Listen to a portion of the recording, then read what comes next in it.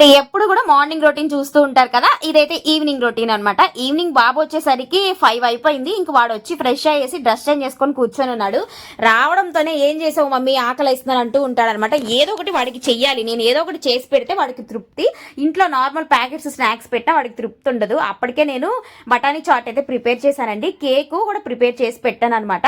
అది చల్లారైతే next day అయినా తింటాడు కదా అని. ఈ బఠానీ చాట్ బఠానీలాగా ఉడకబెట్టి చేస్తే వాడు అసలు తినట్లేదండి. అందుకే వాటిని మిక్సీ కొట్టేసి దాన్ని పేస్ట్ లాగా చేసేసి బయట మన బండి మీద చాట్ చేస్తారు కదా, ఆ మాదిరి చేసి ఇచ్చేసి, అంటే కొంచెం కారం తక్కువ వేయాలి వాడికి. బండి మీద ఉన్నట్టు మనం అన్నికి వాడకుండా జస్ట్ సింపుల్ వేలో మనం ఇంట్లో అయితే చేసేసుకోవచ్చు. ఆనియన్, టమోటా, లెమన్ పిండేసి పానీపూరి చిప్స్ అయితే మనం ఇలా నలిపేసి వేసేసాను అనమాట. వాడు హ్యాపీగా ఫీల్ అవుతాడు. స్ట్రీట్ ఫుడ్ తినకపోయినా ఇంట్లో పెట్టామన్న తృప్తి మనకు ఉంటుంది కదా. ఈ బఠానీ పిల్లలకి చాలా చాలా మంచిది. పిల్లలకే కాదు పెద్దలకు కూడా చాలా మంచిది. ప్రాసెస్ లోకి వెళ్ళిపోయి తెగ ఏం చేయనక్కర్లేదండి. పిల్లలకి హెల్దీగా వాళ్ళకి నచ్చినట్లు పెడితే సరిపోతుంది కదా. ఏమంటారు?